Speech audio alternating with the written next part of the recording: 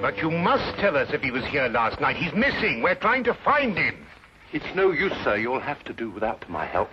This is a gentleman's club. What has that got to do with it? He may not want to be found, if you know what I mean, sir. Now, look here. That's the way it is, sir. I'm sworn to preserve the privacy of our members. And having two little tots to feed, I'm not one to invite getting the sack.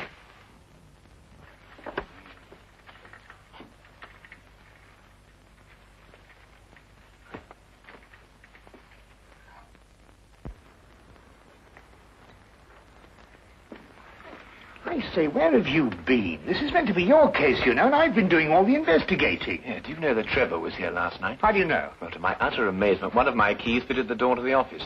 I went through all the chits and found one signed by him. It's just as you thought. He boasted his courage with the aid of stimulants from the bar. Do you mean you've broken into the office? Do you want to have us arrested? Us? Yes, by keeping the barman occupied, you served as my accomplice. Now, really, Holmes, you've gone too far. Now, the thing to do is to find the carriage that both Trevor and the little girl took. How do you know they didn't walk? Well, if she lived near enough to walk home, is it likely that Trevor would have sent a message saying he was going to be detained? What extraordinary reasoning. Not extraordinary at all, my dear fellow. Really quite ordinary. Oh, what on earth do you think you're doing, mate?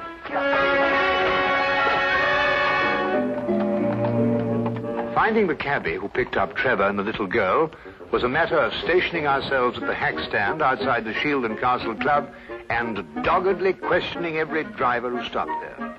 One finally remembered the pair, but owing to brisk business that night, could not be at all sure where he set them down.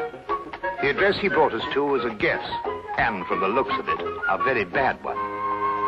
Well, I think we're on a wild goose chase. Doesn't look as if anyone lived here for a long time. Do you realize these papers are at least a week old? Well, then the cabbie made a mistake. He's brought us to the wrong address. Do you know, without very much difficulty, I think I might be able to... Holmes, please, not again. You good fellow, keep a good lookout, will you? Look, Holmes, this is housebreaking. We can go to prison for years for this. You can't just go opening doors all over London just because... Oh, Holmes, there's somebody coming. Just stand in front of me and behave quite normally, eh?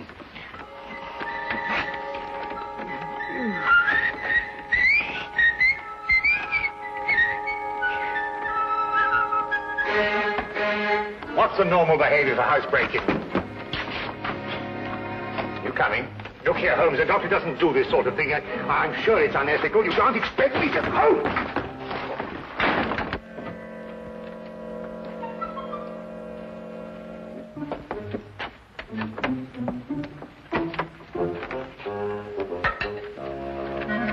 What are we looking for?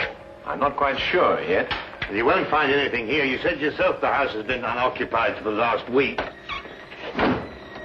Thieves in the night, that's what we are. A child's been here recently. Oh, what makes you think that? Do you remember as a youngster, Watson, penciling in moustaches on the faces of the advertisements? I suppose so. But what's that got to do with it?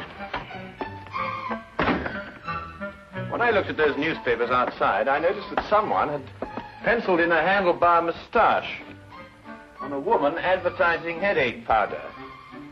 I'd assumed that a child did it.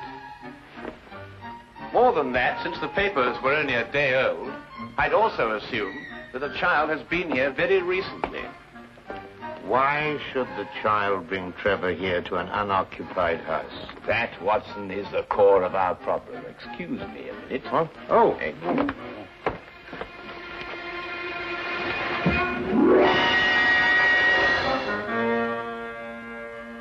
Good heavens!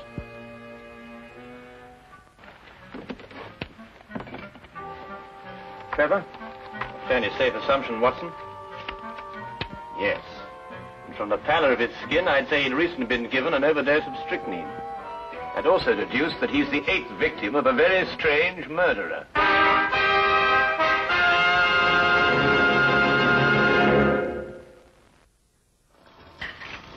Dash the tea, Holmes. I'm waiting for some word from you. About what? Well, about the murder. Ever since we got back here, you've behaved as if nothing had occurred. And yet I'd wager anything that you're hot with some theory as to who's done it and why. I'm afraid we've run out of Indian. I think we've got some China, if I can find it. My guess is it's a cream passionnel. Are you ruling out the robbery motive? Trevor was left without a shilling. Oh, that's just some sort of a smokescreen. After all, Good heavens, Holmes, what on earth do you think you're doing? Look, snake poison. Oh, don't be silly, Watson. It's China tea. Disregard the labels. I ran out of tin. Yeah, are you sure? Yes, I'll stake my reputation on it. You'll get to you, that is. Rather late for a caller. Good evening, Dr. Watson. Hello, Sergeant. Ah, hello, Wilkins. Good evening, Mr. Holmes, sir. I've got a message for you, sir, from Inspector Lestrade. A welcome addition to the day. A message from the good inspector. We've found another corpse, sir. It was in an empty house in Hammersmith this time. The facts are still the same. Robbery and strychnine poisoning. Oh, is he one of the 7 who disappeared lately? Yes, sir. How did you know? Well, I suspect that the other 6 will end up in unoccupied houses before very long. I think you'd better carry out a search in every unoccupied house in London. But this is July, sir, and everybody's away on holiday. The number of empty houses must be hundreds. Well, it's that, or wait until September, when everyone comes back and finds his own corpse. It'd be a very unfortunate situation for the good inspector. To say the least, sir. I'd better give the inspector your advice, sir. Yes, you must let us know what he says. That might be rather embarrassing. Good night, Mr. Holmes. Good night, Doctor. Good night. You know, Holmes, you were right. Trevor's disappearance was linked with the other 7. But what kind of fiend can be at the bottom of it? Well, we'll know more about it when we return from Brighton. Brighton? Yes, unless you'd rather not pursue this any further. There's a 6:10 train leaving in the morning. 6:8. Why Brighton? Because that's where R.J. Cookson lives. The place is R.J. Cookson. He's the man who owns the house in which Trevor was killed. How on earth did you find that out? Oh, no, never mind. It is tea, isn't it? Yes. Oh, I thought it was.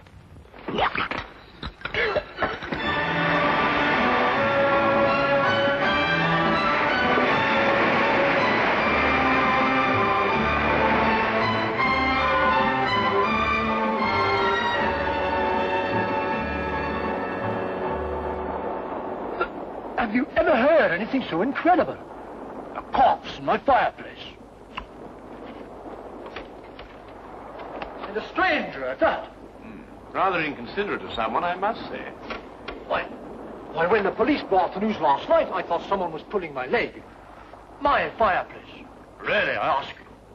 I'd say because the murderer knew you'd be away, knew that the house would be unoccupied, and that you wouldn't come back at an embarrassing moment. You're right, Mr. Holmes. Absolutely right. The culprit was acquainted with all my plans, and not wanting the corpse to be found in his own fireplace, chose mine. Precisely. But who could that be? I'd vouch that a full regiment of people knew of my plans to leave London. Then our task is to narrow down that regiment. How? You have me breathless. First of all, has anyone else the key to your house? No, not that I know of. Yes. I once gave my key to the greengrocer to deliver a parcel. Aha. But he gave it back. Oh. But bosh and bother, supposing a key wasn't used at all. Whoever did it could have used a tool or something and jimmied his way into my house. I've heard of those things being done. Mm-hmm. Oh, really? We found all the windows and doors locked. I'm afraid you've escaped me. Now again, Mr. Cookson, are you quite sure that no one else has a key to your house? Well, now, really, after all, I don't hand them out like calling cards to every... Wait. There's this charwoman who comes to my house once a week to clean up. But, oh, no, she couldn't hurt a fly. Well, what's her name? Mrs. Enid. But really, she couldn't be less harmless. She's 60 years old if she's a day. You'd take her for your own grandmother. Yes, but you know if she has a daughter. Daughter? Well, now, really, a woman of 60 isn't bound to have a little girl. Well, what about a niece or a granddaughter? granddaughter. Now that I think of it, she does have one. About 7 years old. She recently came to live with her. Where does Mrs. Enid live? I have her address. If you please. Sorry. Right here in my trousers. Do you really think it could be the old woman? Well, a charwoman has the ability to go anywhere in London. Ah, yes. Wait. 322 Radcliffe Way. 322 Radcliffe Way. To look at her, you'd never think she could hurt a fly. You'd take her for your own grandmother. Poison murders? No. Impossible, Mr. Holmes, impossible.